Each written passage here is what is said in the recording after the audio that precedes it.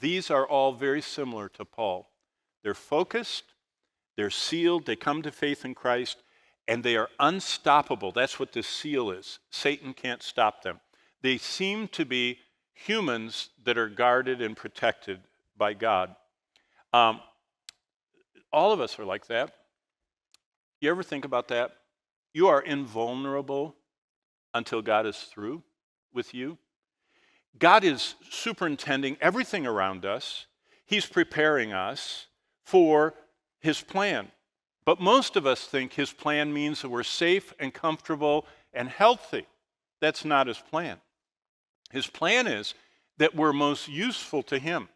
And these are useful to him for 7 chapters. And then he takes them to heaven.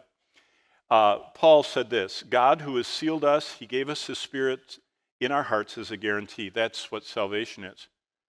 Look at Ezekiel 9 to see a little example. Ezekiel is writing about the destruction of Jerusalem. He's writing about the end of God's presence in Israel. He's talking about the Shekinah glory. When you read about it, he's in chapter 9, the Babylonian conquerors are coming into the city. They're getting ready to kill everybody in the city. And look what God does when no one's looking. And the Lord said to him, an angel, go through the midst of the city, that's Jerusalem, through the midst of Jerusalem, put a mark on the foreheads of the men who sigh and cry over all the abominations that are done within it. That's an example of who the saints were in the Old Testament. They hated sin.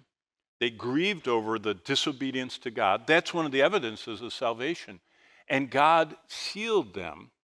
And they were, if you read the rest of the chapter, when the soldiers came, the Babylonians, they didn't see this seal.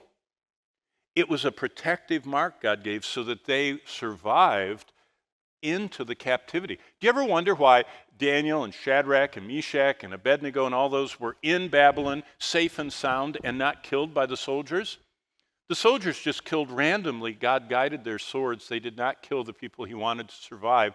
He wanted to get them into the captivity. He wanted them to preserve his word. He wanted them to preserve his knowledge.